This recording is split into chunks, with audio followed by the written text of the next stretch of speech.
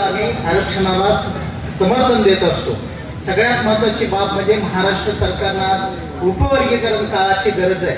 आपण दोन मागण्या केलेल्या आहेत की वंचित लाभार्थी गट आणि जो लाभधारक गट आणि लाभ वंचित गट असं गट करून त्याने आरक्षण हरियाणा पॅटर्न लागून आपल्याला दिलं पाहिजे. मंचावरून आता सगळ्यांचं भाषण ऐकलं. आता भाषणाचा कोणाचा मूड नाही.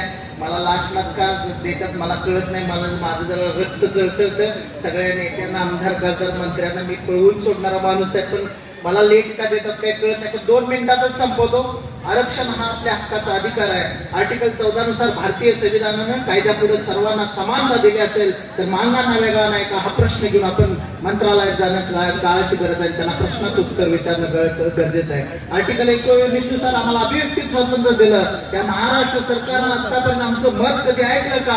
आमच्या विष्णुभाऊ कश्मीरनं आतापर्यंत पायी चालून त्यांना आरक्षणासंदर्भात मागणी केली. अरे आमचे गोखले साहेब आमचे 2 वर्ष आंदोलन करून उपोषण करून प्राणाचा त्याग देणारा आमचा गोखले साहेब, त्याला देखील तुम्ही जुमावलं नाही. 11-14 समिती आतापर्यंत जवळजवळ 50 ते 60 वर्षात 14 समितीचा अहवाल घेतला आणि मग सुप्रीम कोर्टाने आपल्याला अहवाल दिला की बाबा यांना आरक्षण देणं काळाची गरज आहे. पण ते शेवटचा मुद्दा कुणीच सांगितला नाही. महाराष्ट्र सरकार आजपर्यंत आरक्षण का देत नाही हे खोड का आहे? याचं कारण एक आहे, मातंग समाज झोपलाय का हे बघण्याचे एक आपल्या लिटमस टेस्ट असते ना, ती टेस्ट आपली घ्यायला लागल्यात. सुप्रीम कोर्टाने सांगितलं इतर 6 राज्याला आरक्षण मिळाले, महाराष्ट्राला आरक्षण देणं काळाची गरज आहे आणि तुमच्या पद्धतीने आरक्षण द्या. त्यानंतर बदल समिती नेमली, त्यानंतर हरकती मागवल्या, 1000 तिने प्रयत्न केलं, पण आतापर्यंत तिने आपल्याला आरक्षण दिलं नाही. फक्त आपल्यामध्ये भांडणं लावायचं काम करतात. मला रक्ताच्या बाबासाहेबांच्या विचाराच्या रक्ताच्या वारसदारांना या स्टेजवरून सांगलीच्या भूमीतनं एवढंच सांगायचं आहे, तुम्ही रक्ताचे वारसदार असाल.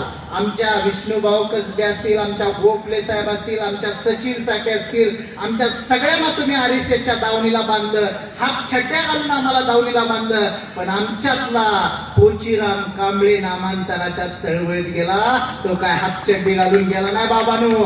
त्यामुळं रक्ताच्या वारसाने विचार सांगायची आम्हाला गरज नाही. त्या बाबासाहेबांना आम्हाला भारतीय संविधान दिलं, त्या बाबासाहेबांच्या संविधानाला धरून आम्ही कुठल्याही पद्धतीचा कायदा सुव्यवस्था न बिघडता आर्टिकल 14 नुसार आर्टिकल 19 नुसार आमचा अभिव्यक्ती स्वातंत्र्य आमच्या हक्काचं मानतोय. बंजारा समाज किती आहे हो? आज आमची लोकसंख्या 1,29,00,000 संख्या आहे. 1,29,00,000 संख्या 59 जातीची आहे. पल्लार समाजाच्या पोरानं आपल्या भावना व्यक्त केल्या. 16, 17, 18 वर्षाचं पोरग आहे. त्या पोरग्यानं सांगितलं माझ्या व्यथा काय, माझ्या समाजामध्ये काय चाललंय, माझा समाज कुठं आहे, आमचा मातंग समाज कुठं आहे. विष्णुभाऊनी सांगितलं, आमच्या ताईंनी सांगितलं किती आमच्या समाजाला झगडावं लागतं. अरे आम्हाला काय होतं, कुठल्या माध्यमातून आम्ही चालतो हे तुम्हाला सगळं माहित आहे. राजकीय लोकांनी देवेंद्र फडणवीसना मला एवढंच सांगायचं आहे, बाद झालं तुमचं राजकारण. आता राजकारण करू नका. आमच्या सगळ्या नेत्यांना तुम्ही वापरून घेतलं, पण मांगाच्या चळवळीतल्या माणसाला अजून तुम्ही बघितलं नाही. त्यामुळे 2029 लवकरच येतंय.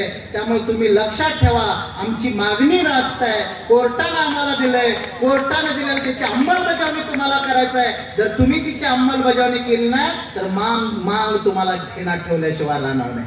आज आमची लोकसंख्या 1,29,00,000 आहे. त्याच्यामध्ये 2011 ची 2061 मध्ये आमची 2061 मध्ये विष्णुभाऊ 2061 च्या लोकसंख्येनुसार आपल्याला मांगांना 24 लाख दाखल होतं आणि त्या बौद्ध समाजाला महार समाजाला हे 30 लाख दाखल होतं. आणि 2011 ची लोकसंख्या घेतली तर त्याच्यामध्ये त्यांची लोकसंख्या 88 लाख झाली. 1,29,59,000 जातीमध्ये 88 लाख ची लोकसंख्या.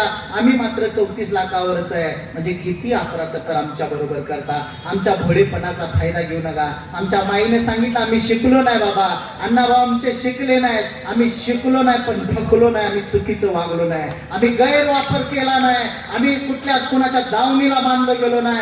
आमचा फक्त मकसद एकच आहे, आमच्या मांगाचा ध्येय एकच आहे, सिर्फ हंगामा खड़ा करना है हमारा मकसद नहीं है. सिर्फ हंगामा खड़ा करना है मांगों का मकसद नहीं है. ये सूरत बदलनी चाहिए.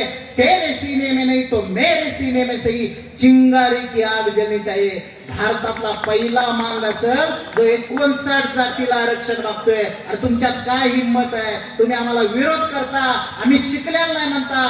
शिकलेली नसणारी माणसंच क्रांती करतात आणि क्रांतीची उत्क्रांती करणारे राजश्री शाहू महाराज माझ्या कोल्हापूरचे आहेत. 1902 सालाला 50% आरक्षण दिलं. त्या कांबळे नावाच्या कांबळेला एक हॉटेल काढून दिलं, तिथं मारल्यानंतर. आणि त्या कांबळेच्या हॉटेलवर चहा गेलेली बामणाची तुमच्यातली माणसं त्या कांबळेच्या हॉटेलमध्ये जात नव्हती. तेच पंचगंगेचं पाणी होतं, तेच साखर कारखान्यात साखर आली होती. हात मात्र त्या कांबळेच होतं. ही जाती व्यवस्था आजपर्यंत डोक्यात गेली नाही, भविष्यात कधी जाणार नाही. अरे तुम्ही आम्हाला विष्णुराव, 1 मिनिटात संपवतो. तुम्ही आम्हाला समाजाचं समाजकारण शिकवू नका. तुम्ही आम्हाला काय करायचं शिकवू नका. जे बाबासाहेबांना दिलंय, तुम्ही रक्ताचे वारसदार असाल पण विचाराचा वारसदार. मांग आहे, मरणासाठी कधी मागं पुढे बघितलं नाही आणि इथून पुढच्या काळामध्ये कधीही बघणार नाही. आम्हाला आरक्षण मिळावं यासाठी आपण सर्वांनी हा लढा उभा केला. सांगली जिल्ह्यामध्ये आलेल्या सर्वांचं मी स्वागत करतो. येत्या 6 तारखेला कोल्हापूरला राजश्री शाहू महाराजांच्या नगरीमध्ये आपण महामोर्चा काढतोय. या मोर्चाला, कारण शेवटचाच मोर्चा तिथं होणार आहे, आपण ते आरक्षण घेणारच आहोत. सर्वांनी यावं एवढी विनंती करतो. आज सर्वजण आला, सर्व जिल्ह्यातून इथं महाराष्ट्रातून लोक आले, त्यांचं मी सर्वांचं स्वागत करतो. थांबतो. जय भीम, जय संविधान, जय भारत, जय लहुजी, जय.